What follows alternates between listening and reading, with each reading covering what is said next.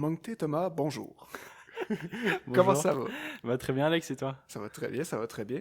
Mais je suis content que tu sois venu à mon émission. J'ai appelé ça mon émission. Mais je suis content que tu sois le premier passionné passionnant qui Bah soit écoute, ici. c'est un grand honneur pour moi. Je t'avoue que ça m'a un peu surpris quand tu m'as proposé ça. Je m'attendais pas du tout à ce que tu te lances dans ce genre de choses-là, mais ça me fait super plaisir d'être le premier là, mettons, c'est un honneur.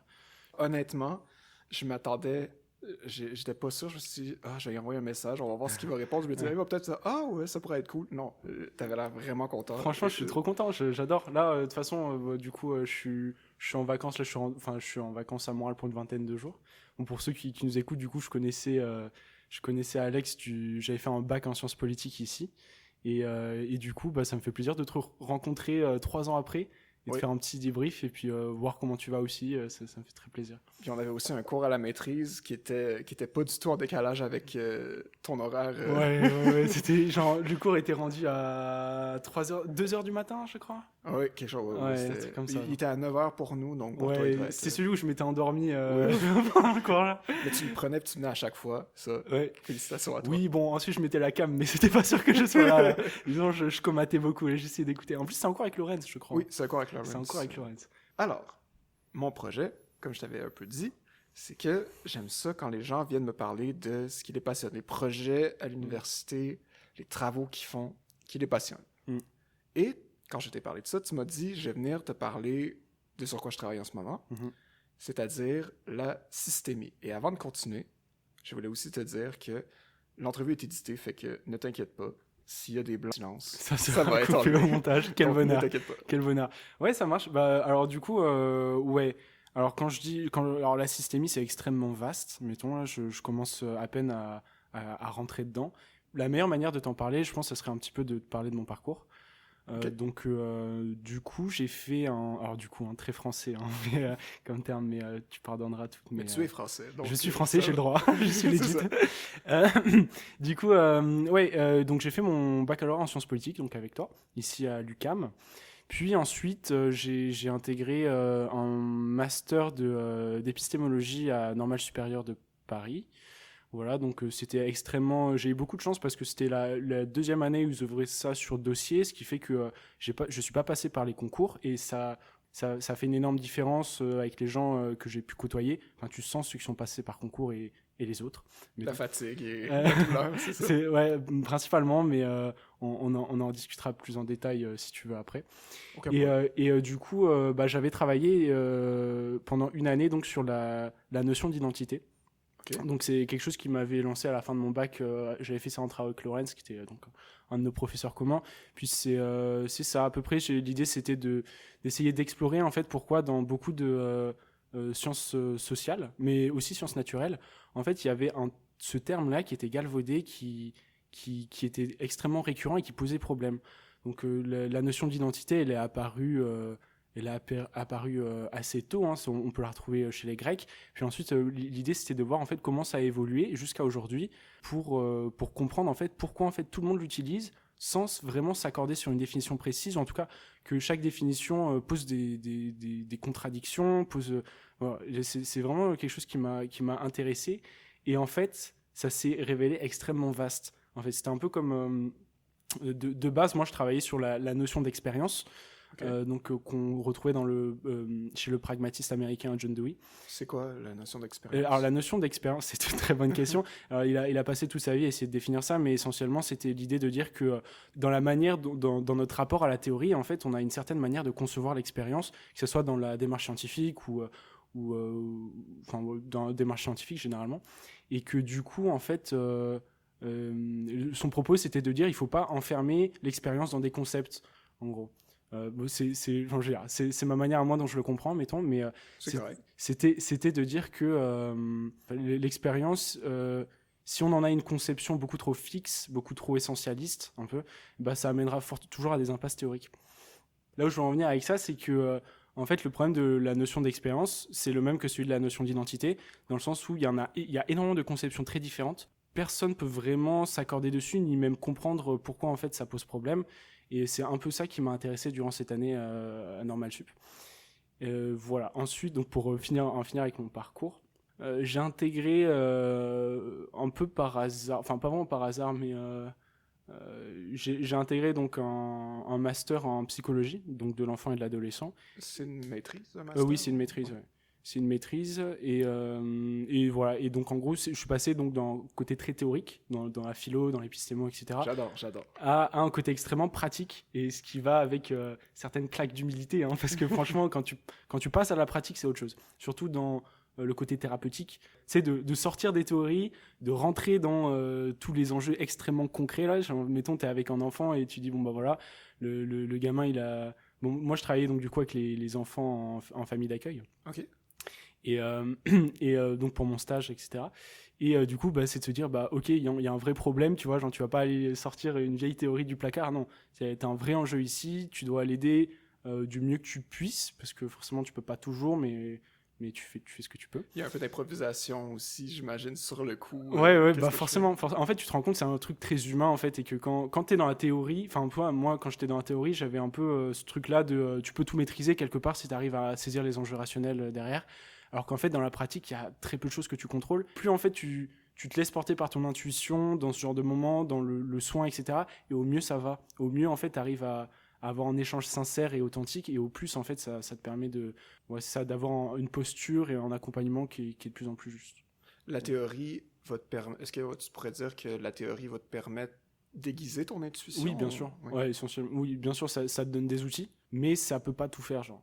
Et ça, c'est un truc qu'on essaie de nous apprendre en psychologie, c'est de te dire que bah oui, t'as tout un arsenal théorique, qui est issu de la psychanalyse essentiellement et de la psychologie du développement, mais ça sera jamais suffisant parce qu'en fait c'est quand les situations concrètes. Enfin, tu peux pas toujours avoir des outils adaptés pour penser la pratique.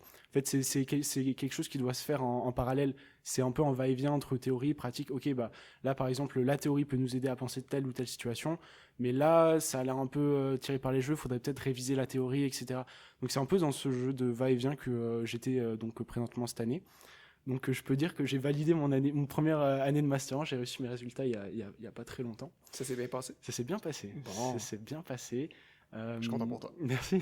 Et non, c'est ça. Et donc, c'est un petit peu mon parcours. Disons, je suis passé de quelque chose de très théorique à quelque chose de beaucoup plus pratique. Je pense que moi, mon souci, c'est de. En fait, c'est marrant parce que je me reconnais un petit peu dans ce que tu fais aussi.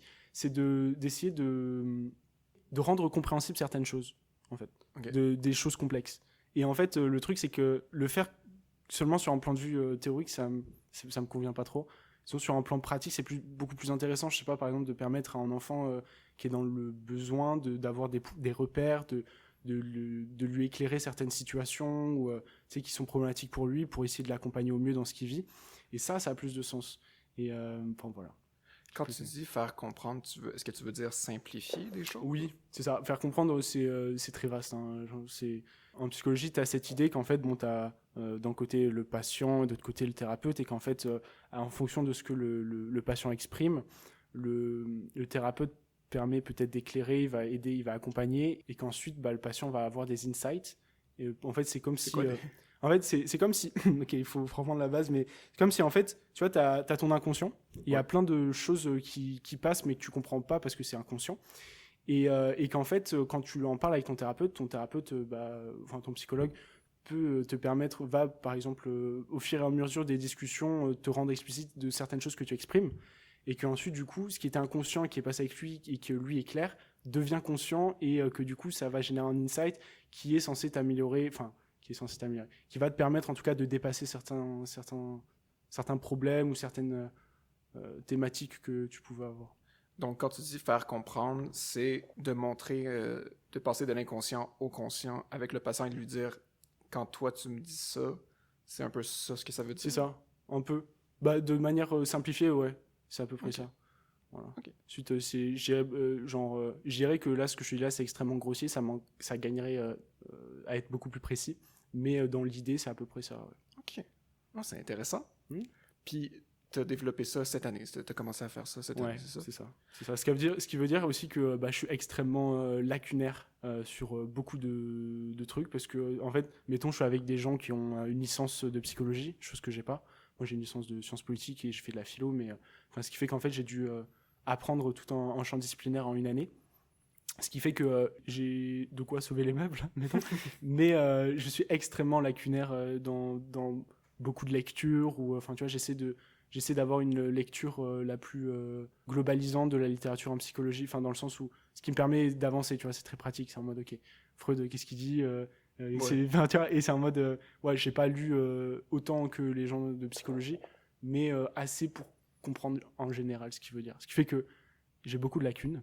Mais je pense que je me défendrai bien de manière générale. Et est-ce que tu veux continuer? Là, tu as fait une année en psychologie, mais tu veux continuer en psychologie? Ouais, essentiellement, ouais. Ça a énormément de sens. Genre, je me rends compte là, c'est un peu plus personnel, mais que vraiment, genre, pour trouver un projet de vie qui te.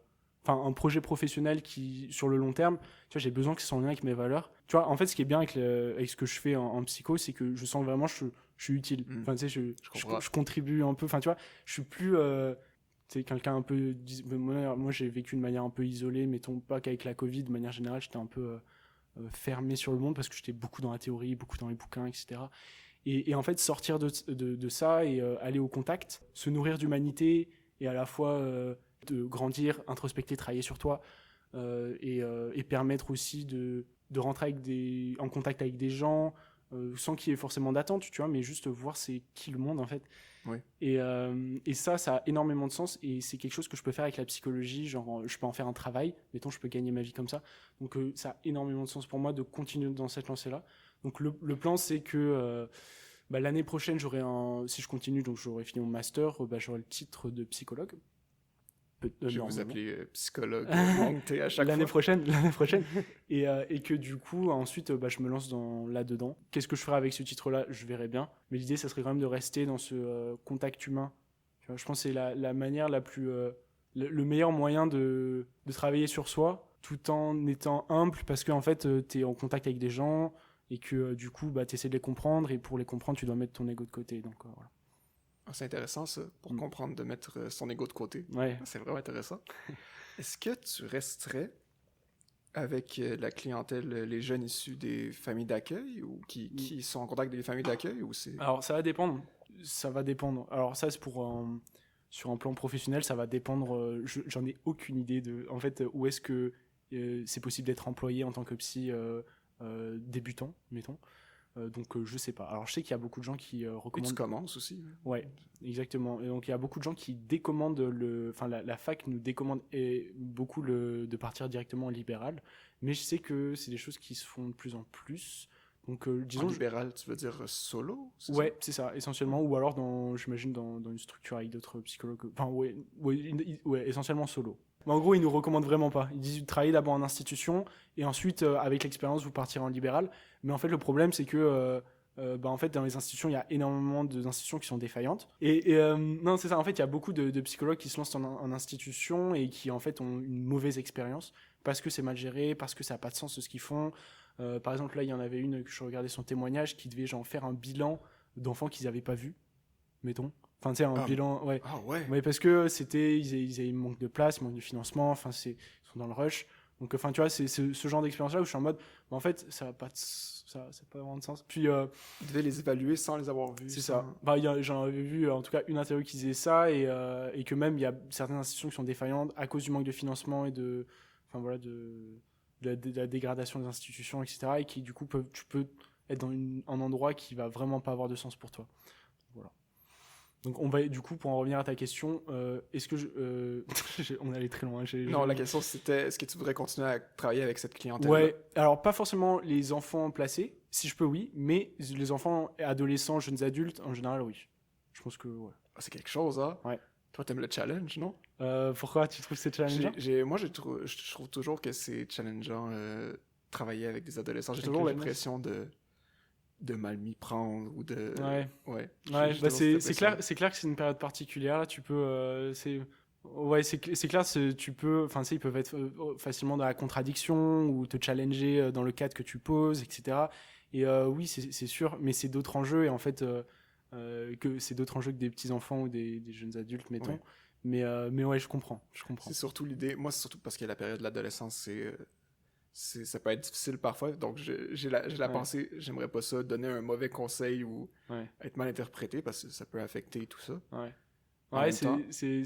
bon, je pense que c'est une peur récurrente parmi nous autres. Enfin, c'est de se dire qu'en fait, tu peux donner un mauvais conseil. Qu'est-ce qui se passe? Tu vois, genre, toi aussi, t'es humain et tu fais des conneries. Genre. Mais ensuite, tu vois, t'as aussi tout un accompagnement là-dedans quand t'es formé. Tu vois, t'as de la supervision. Enfin, voilà, t'as des retours. Tu peux parler de ces expériences-là à d'autres professionnels, etc. Et en fait, au fur et à mesure, tu vas progresser. En fait, tu vas comprendre déjà, par exemple, pourquoi t'étais gêné. C'est ce qu'on appelle le jeu de projection et de contre-projection. C'est quoi pardon, ouais, contre-transfert, etc. Donc, c'est par exemple, bah, Pourquoi voilà, toi, en tant que psychologue, c'est t'étais ça. gêné? Bah, ça peut arriver. Ok, oh, Ça peut arriver. Ou en tout cas, par je me exemple, disais, l'enfant était gêné ou si c'était toi en tant que alors psychologue, ça peut je arriver. En fait, c'est ça, c'est le transfert, le contre-transfert. C'est genre te dire, bah voilà, là, par exemple, le gamin, là, il t'associe à son père. Et son père, il l'a abandonné quand il était jeune. Donc, tu sais, il va être bizarrement, étrangement agressif envers toi. Donc, il transfère sur toi. Et toi, en contre-transfert, bah, je sais pas, tu peux être gêné parce que il y a certaines choses qui te rappellent à ton propre passé aussi. Ou, enfin, tu vois. Et c'est tout ça qui est important à analyser pour pouvoir aiguiser ta pratique. Et est-ce que tu apprends ça dans quelques cours ou c'est plutôt dans la pratique, j'imagine, En fait, tout au long de ton stage, tu es suivi. Et puis, par donc un autre psychologue? c'est ça, Ok. par un autre psychologue. Et puis, ouais, en fait, c'est tout au long de ta formation que tu apprends ça. Et même avec les autres psychologues de la structure dans laquelle tu es employé dans le stage, après, tu te fais un compte rendu, tu dis, bah, ok, là, je n'ai pas compris, etc. Enfin, tu te fais un debriefing. Et tu vois en fait qu'est-ce qui s'est joué, qu'est-ce que tu as compris, qu'est-ce qui. Enfin, voilà. Tu m'as dit que t'avais pas, quand tu étais rentré, tu avais peu d'expérience. Mm. Est-ce que tu dirais que, en début d'entrevue, tu m'avais parlé que tu étudiais un auteur, j'aimerais ça que tu me rappelles le nom, mais qui Ouais. parlait de l'expérience et de Ouais, la pratique. John Dewey, ouais. Est-ce que ces idées t'ont un peu aidé là-dedans? Parce que, dans ce que je comprends, corrige-moi si j'ai tort, Mm. il semble essayer de faire un lien entre la pratique et la théorie. Il semble Mm. essayer de... Ou l'expérience, plutôt. Ouais.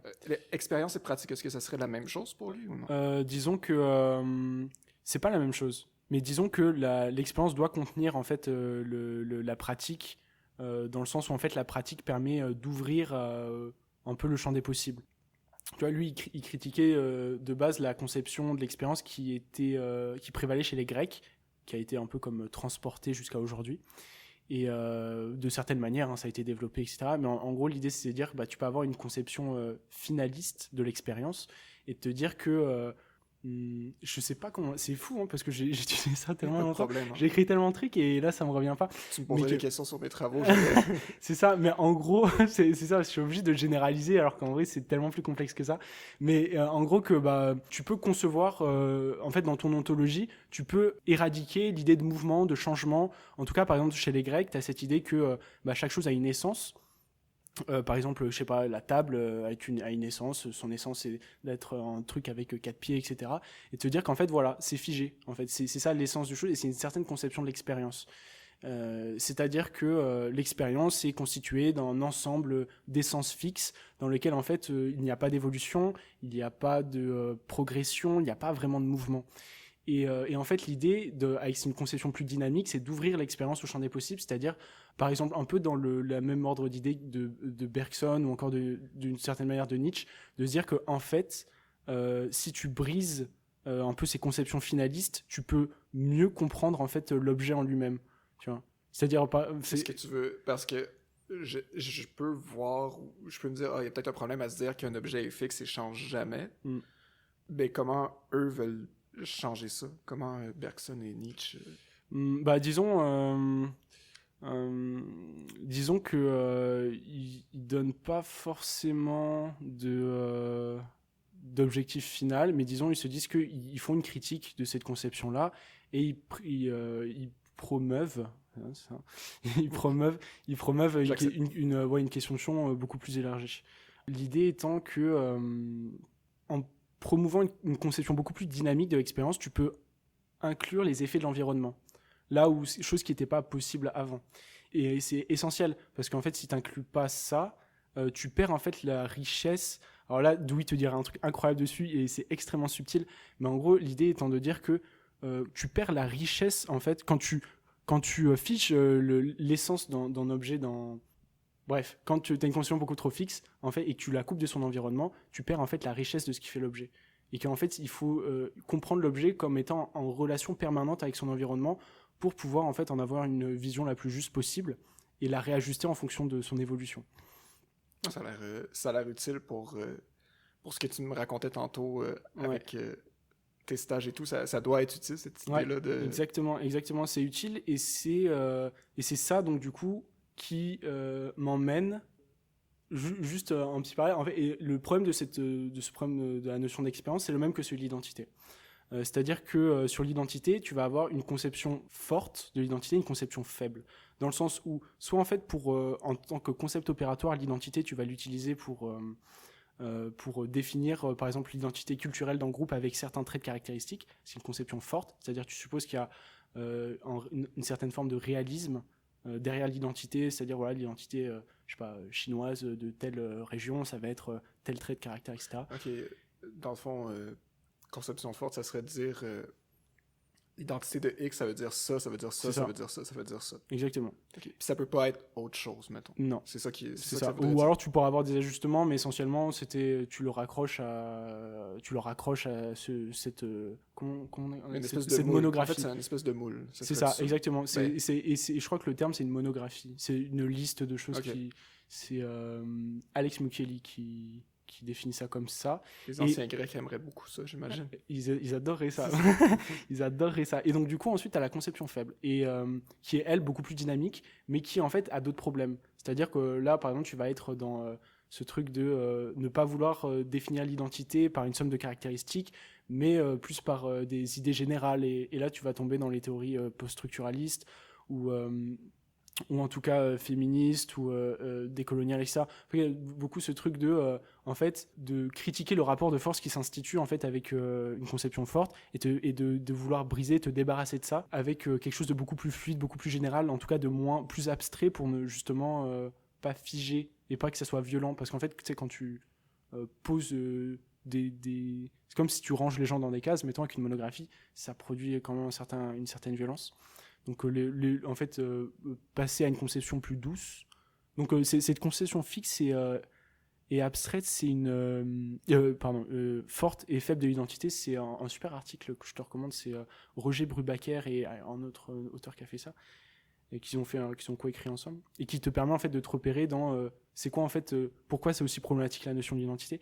Et du coup, là où je fais une notion, une jonction avec la notion d'expérience, et que ça se rapproche des mêmes problèmes en fait. C'est le fait de se dire que bah ok, si tu as une conception trop forte, bah c'est violent, et en fait violent. D'un point de vue social, c'est violent, mais d'un point de vue théorique, tu omets beaucoup d'une partie de la réalité.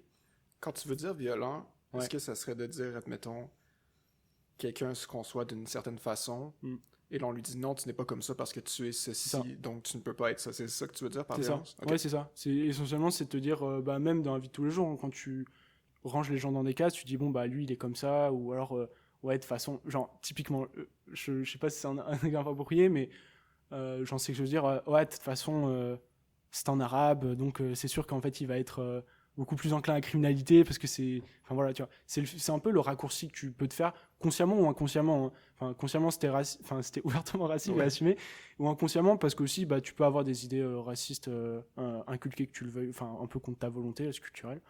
Donc voilà, il y a ce truc là, et du coup la conception douce, ça va être beaucoup plus, c'est toi qui te définis toi-même, ce qui fait qu'en fait personne n'a vraiment d'emprise sur toi. C'est te dire bah voilà, moi je me définis comme telle ou telle personne, et c'est ça qui constitue mon identité, et personne ne peut avoir vraiment de prise dessus. Le problème avec cette conception là, c'est que tu t'as pas en tant que concept opératoire, l'identité n'a pas de valeur analytique. Tu vas pas pouvoir utiliser l'identité comme un concept opératoire pour faire des calculs ou... Qu'est-ce que tu veux dire par concept opératoire? C'est-à-dire comme un concept qui va te permettre de faire des études, par exemple, sociologiques, ou etc. Parce qu'en fait, c'est tellement...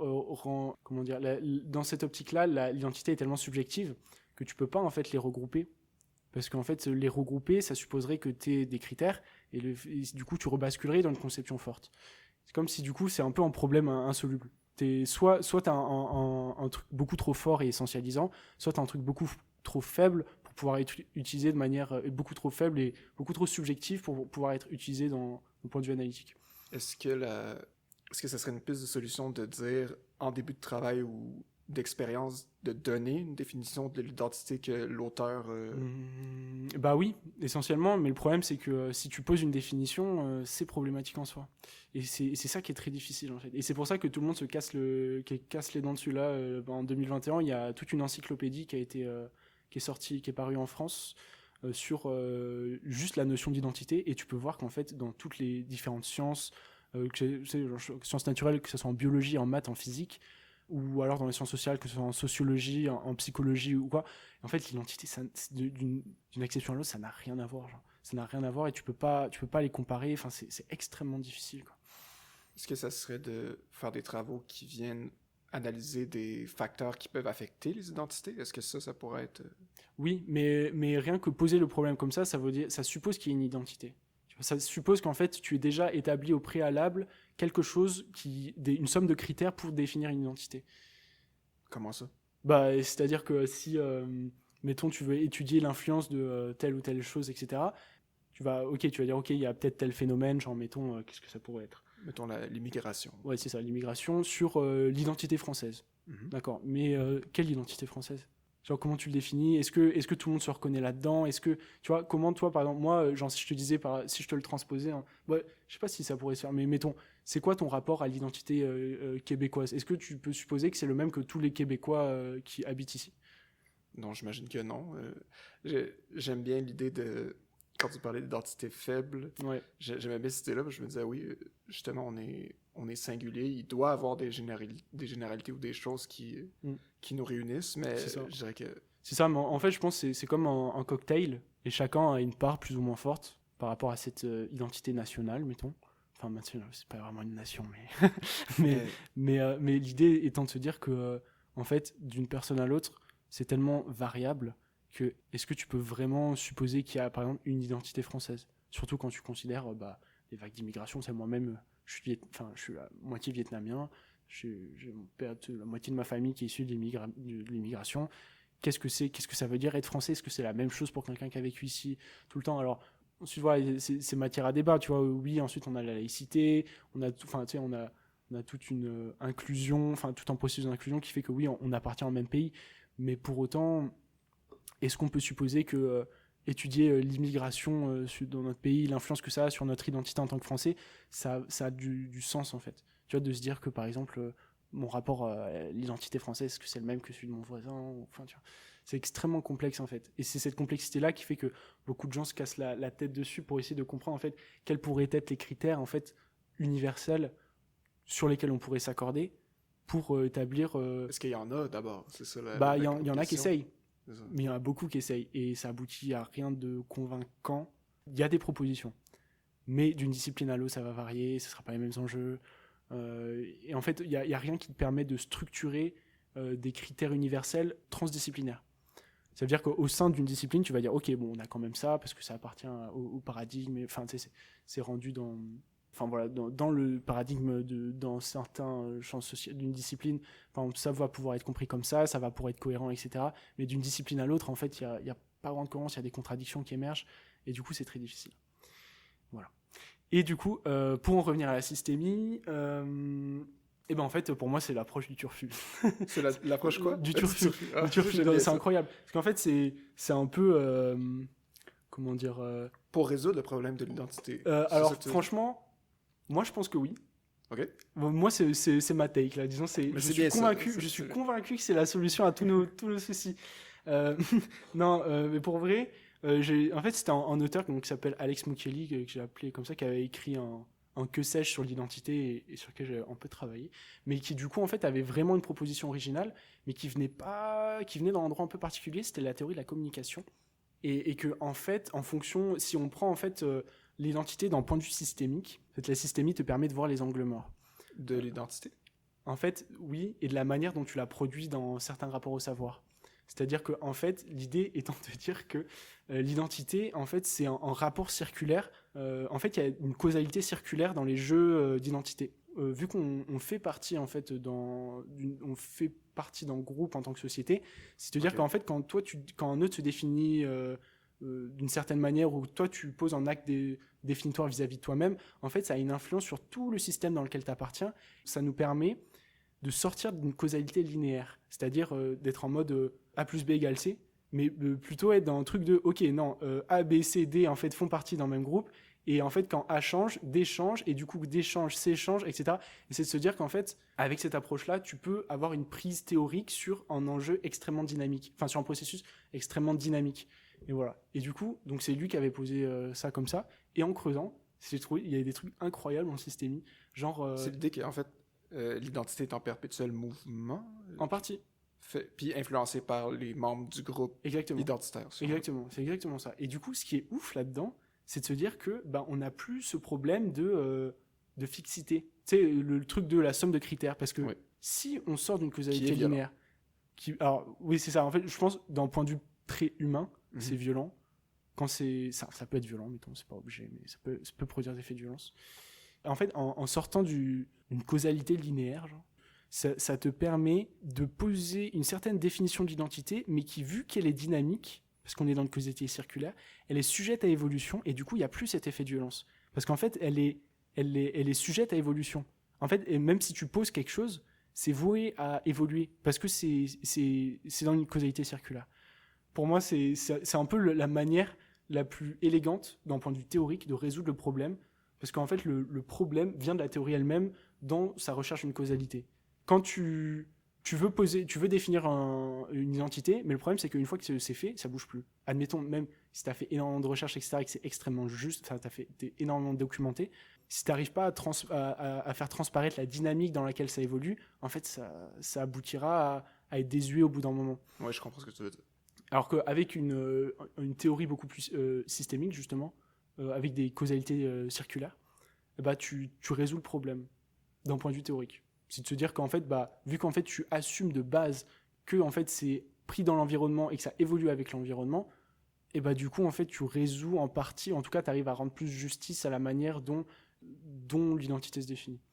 C'est de montrer à quel point, c'est d'ancrer dans le temps ton travail, j'imagine. C'est ça, c'est Ouais, en tout cas, c'est de prendre en compte le facteur temps. Ouais. C'est de prendre en compte qu'en fait le temps n'est pas figé et qu'en fait il évolue tout le temps. Genre, c'est-à-dire que maintenant, mettons, il évolue et que dans la théorie a pour effet de figer le temps. Du coup, arriver à prévoir théoriquement que le temps va se figer, que ça va être désuet, que du coup il faut changer de temporalité. En tout cas, changer notre rapport à la temporalité et de se dire qu'en fait la théorie va être désuète, donc on prend en compte l'environnement pour un peu que ça soit connecté un peu à l'évolution, enfin à la réalité entre guillemets, là, et que du coup en fait on puisse aboutir à quelque chose de très juste d'un point de vue théorique. Ok. Et comment ça vient prévenir l'effet du temps, ça? Comment on peut, un travail qui utilise une définition de l'identité qui serait systémique, est-ce que, à date, est-ce que je me dirige bien? Ouais, okay. Ouais, c'est ça. Comment il pourrait, est-ce que ça permet un peu de vaincre l'épreuve du temps ou la désuétude, d'une certaine façon? En tout cas, je sais pas, parce que c'est pas des choses qui se font. C'est encore nouveau aussi. C'est nouveau, mais en fait là on est, je pense, je vais prendre une take là, mais genre c'est comme, je crois que c'est genre poser une proposition, je sais plus trop. J'essaie de proposition.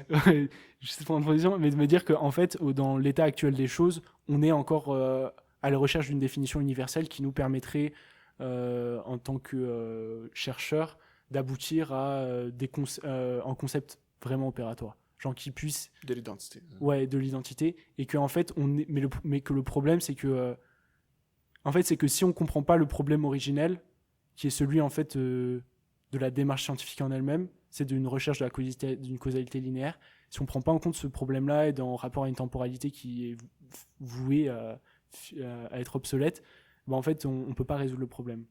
Et pour moi, en fait, tu es obligé de passer par quelque chose de systémique. Pour moi, c'est impossible de passer sans.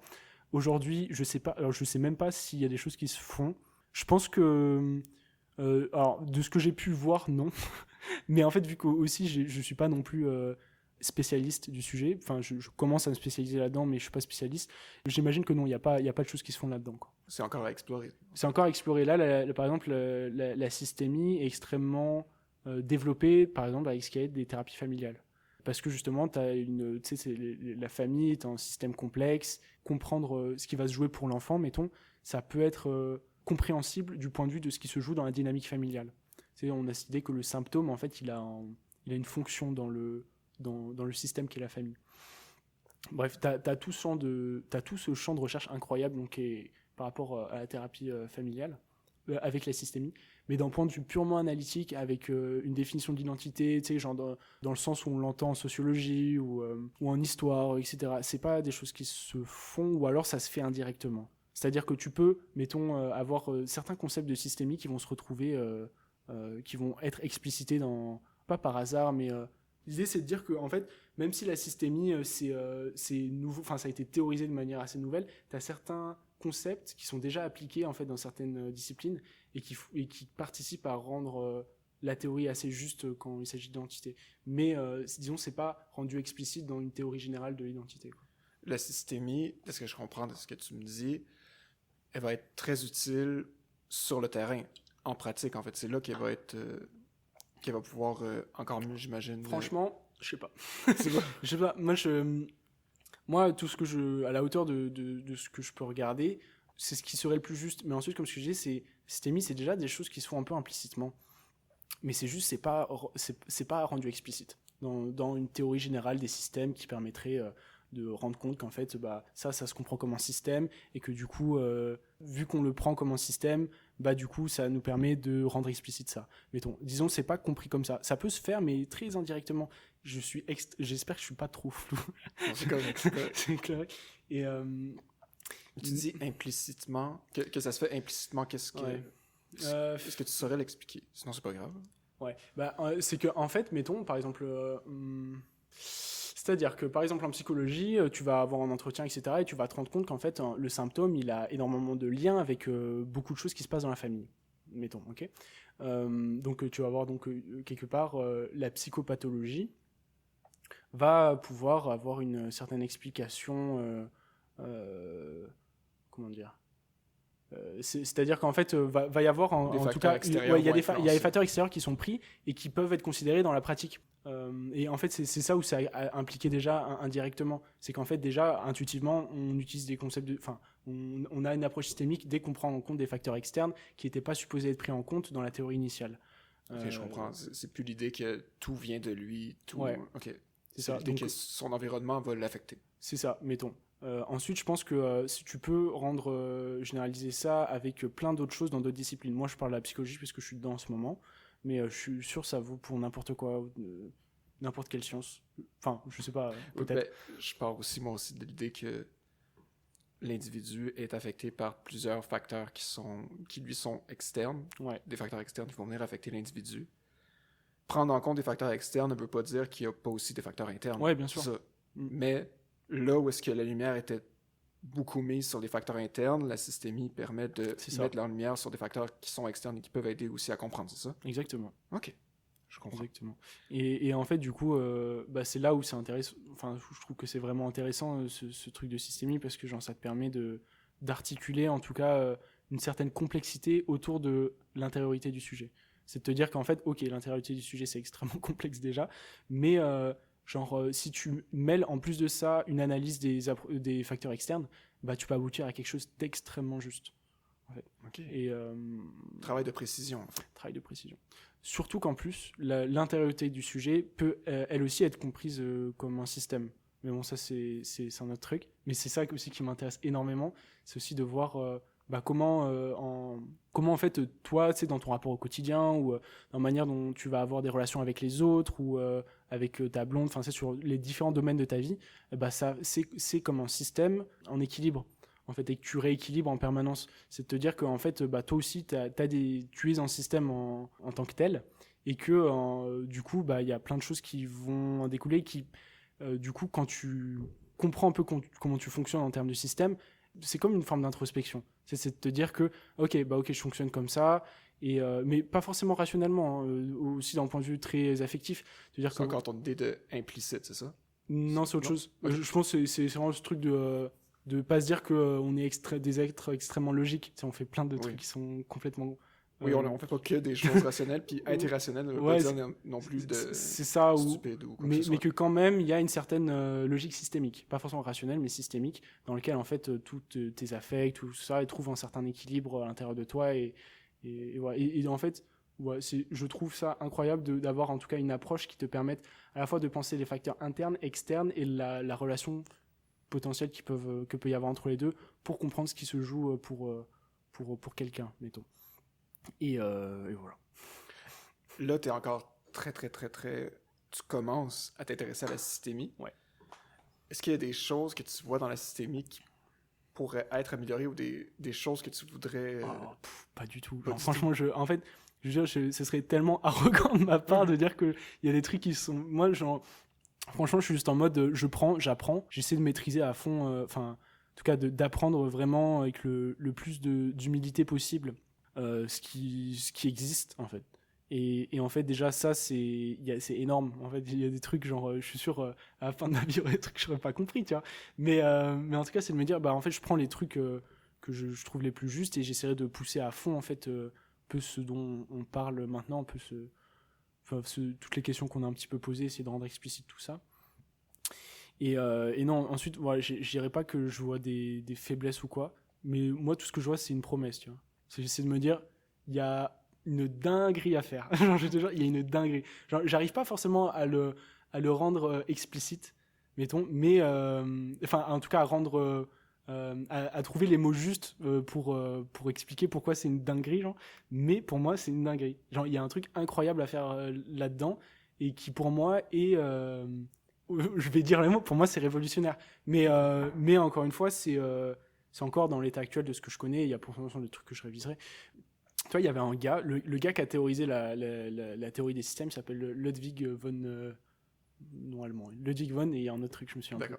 Mais lui, il disait, la systémie, dans les sciences naturelles, c'est une révolution, et ça le sera aussi pour les sciences sociales. Alors, il pensait que c'était arrivé pour les sciences sociales, je pense que non, mettons, parce qu'il pensait qu'on pourrait avoir genre une théorie... des concepts universels de systémie pour penser l'articulation entre les différentes sciences sociales. Aujourd'hui, c'est pas le cas. Toutes les sciences sociales sont hyper spécialisées. Il n'y a pas vraiment de pont conceptuel rendu possible par la systémie. C'est pas possible. Enfin, en tout cas, c'est pas arrivé. Mais en tout cas, il avait déjà cette idée de se dire que il y a un potentiel de malade. Et du coup. Et toi, tu veux explorer ce potentiel? Moi, je veux explorer. Moi, je pense qu'il y a je pense qu'il y a un truc intéressant là-dedans. Est-ce que j'y arriverai? Peut-être pas. Faudrait que j'arrive déjà à plus me motiver à sortir de ma flemmardise et lire un peu plus. Mais en tout cas, ouais, genre, en tout cas, c'est un truc qui me passionne, quoi. Ma question était peu pertinente parce qu'effectivement, avant de critiquer quelque chose, il faut que tu connaisses en profondeur cette chose-là pour pouvoir mieux la critiquer de manière pointue. Est-ce que tu vas faire un travail sur la systémie? En fait, pas vraiment. Enfin, oui. En fait, je sais pas. En fait, c'est comme genre. Le problème, c'est que moi, mon université, donc qui est Paris 13, elle est d'orientation psychanalytique. Donc, c'est-à-dire qu'en fait, elle n'est pas systémique. Le paradigme est celui de la psychanalyse freudienne. Ou en tout cas, voilà, tu dois parler. J'ai entendu beaucoup de critiques sur la psychanalyse. Ouais, il y en a beaucoup à faire. Mais il y a quand même un truc. Il y a quand même beaucoup de choses hyper intéressantes là-dedans. Okay. Et même s'il y a beaucoup de critiques à faire, il y a beaucoup à garder, je pense. Rien que le concept d'inconscient est une dinguerie. Genre, vraiment, ça te permet tellement de comprendre de nouvelles choses que tu peux plus l'ignorer aujourd'hui. Mais oui, il y a ensuite il y a plein de choses à ne pas garder. Mais là où je voulais en venir, c'était quoi par rapport à la systémie qui est pas oui, prise en compte. C'est ça, c'est qu'en fait, du coup, il faut que je produise quand même en mémoire qui soit d'orientation psychanalytique. Donc, pas pour cette année, mais si je vais faire en mémoire, je vais devoir le faire sur autre chose que la systémie. Enfin, voilà, en tout cas, peut-être dans la lignée de ce que j'ai déjà fait sur le placement familial, mais en tout cas, je pourrais pas en parler directement ici. Par contre, dans mon mémoire à Normal Sup, ça, je pourrais le faire. Parce que t'en fais deux en même temps. Là. Ouais, c'est ça. Deux mémoires en même temps, quand même. Ouais. C'est impressionnant. Bah attends, c'est impressionnant. Tu diras ça quand j'aurai réussi. Là, c'est pas fait encore. Donc, je suis convaincu. Si ça se trouve, je vais juste me chier, genre. Tu vois, parce qu'en fait, le truc, c'est que Normal Sup, c'est quand même très impressionnant. Enfin, c'est des têtes, tu vois. C'est des gens. Enfin, je sais pas si c'est une expression qui se dit au Québec, mais c'est vraiment. Ils sont extrêmement affûtés sur un point théorique. Enfin, tu vois, c'est très très exigeant. Et en fait, je sais pas si je peux répondre à cette attente-là d'exigence théorique.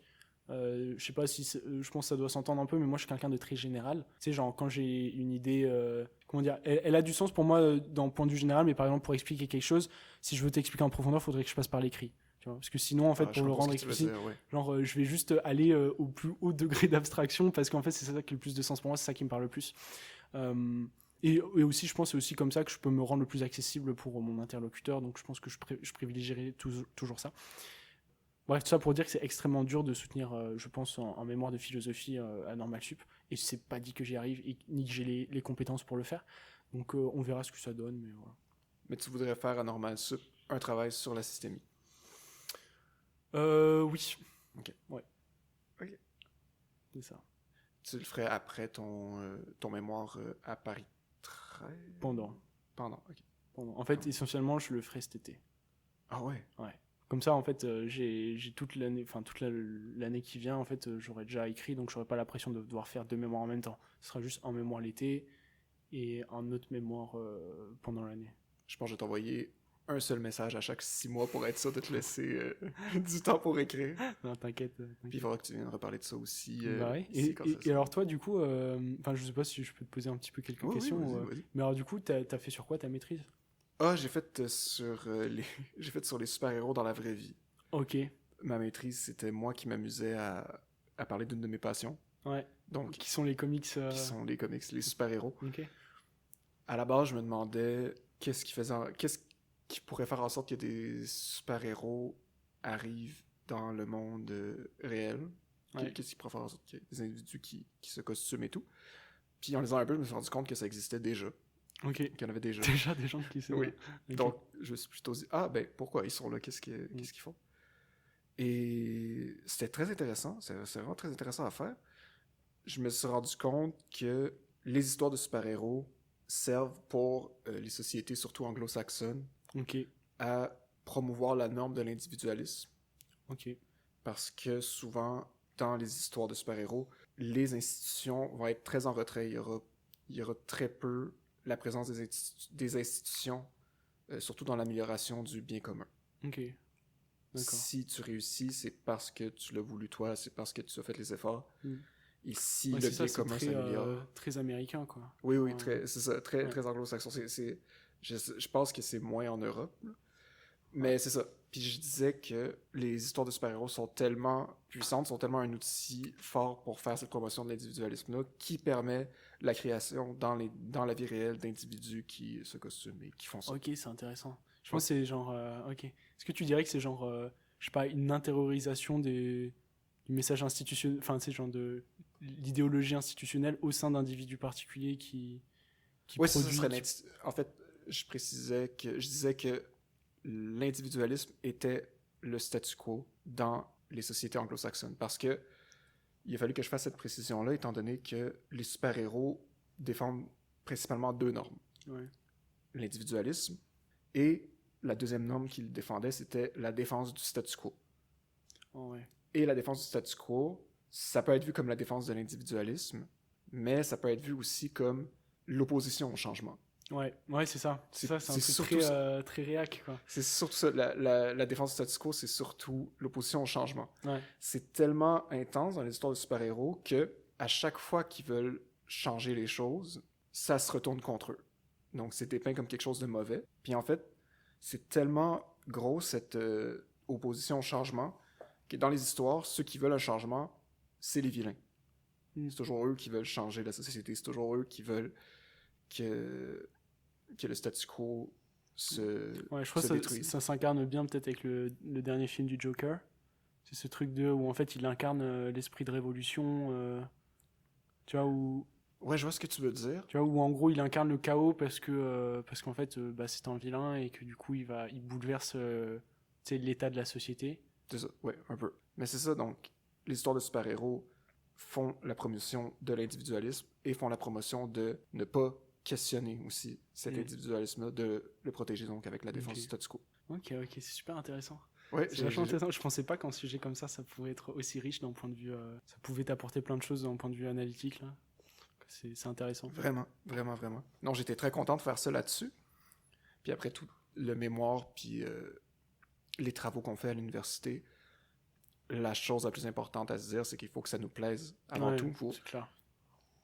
Ok, oui, il peut y avoir une certaine utilité à nos travaux, mais faut pas partir en tête que je veux faire un travail parce que c'est sûr, ça va être ça, c'est sûr, ça va être lui, c'est ça. Non, Mm. faut que tu fasses ce travail parce que ça te plaît Ça. en De premier. toute façon, comme disait Lorenz, tout le monde s'en fout. ça, Tout le monde s'en fout exactement. de ce que tu vas dire. C'est drôle que tu sais ça. C'est d'ailleurs pour ça Ouais. que je fais ces petites entrevues-là. Ouais. Tout le monde s'en fout, mais maintenant, il y a au moins 5 personnes Ouais. qui vont en apprendre un peu plus sur ton sujet. Ça marche. Bah, j'espère que ça sera pas trop flou, en tout cas. Mais non, mais non. Mais genre, j'avoue que déjà, j'ai tellement honte de la manière dont j'ai parlé de Dewey, là. Genre, je veux dire, j'ai fait je sais pas combien de travaux dessus. Même le gars qui supervise mon mémoire, là, c'est un spécialiste de Dewey. Putain, j'espère qu'il entendra jamais cette interview.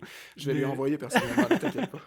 Ouais, c'est clair. Juste, il est spécialiste du pragmatisme en France, donc je peux te dire que je serais bien dégoûté, genre, s'il m'entendait parler de Dewey comme ça.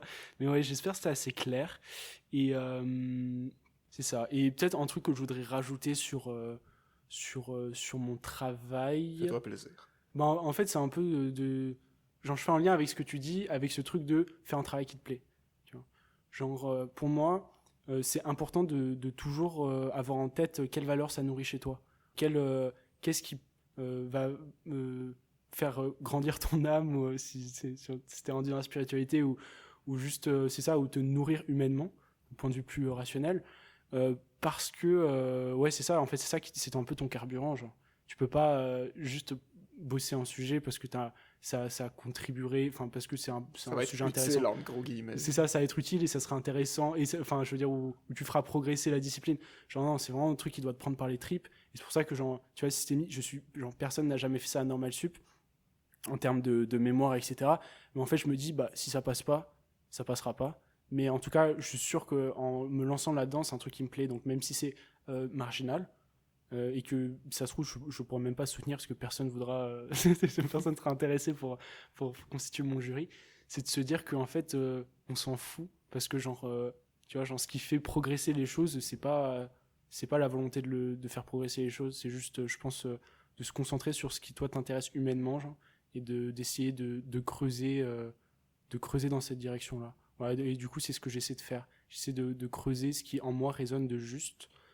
Et c'est ça, et d'essayer d'éclaircir les réponses à mes propres questions. Et si elles peuvent répondre à celles d'autres, tant mieux. Et sinon, tant pis, mais Tu te refais plaisir. au moins je me serais fait plaisir. Ouais. Moncté Thomas, merci beaucoup d'avoir partagé ta passion. Bah, avec grand plaisir. Merci à toi d'avoir fait cette interview. C'était génial, fluide, agréable. Puis Merci. on sent ta bienveillance qui transparaît et aussi J'ai zéro bienveillance. malveillance max. Non, mais genre, ouais, ta volonté de rendre les choses claires, qui se sent et qui du coup est très agréable, en tout cas à composer avec dans une interview. Ben, merci. Je vais sûrement te relancer pour voir s'il y a une évolution par rapport à ton mémoire. C'est clair, avec grand plaisir. Je te tiendrai au courant. Et de toute façon, on verra que je vienne te visiter en France. Bah oui, moi je t'accueille avec grand plaisir. Hein. Dans le sud ou à Paris. Merci beaucoup, Thomas. Merci à toi.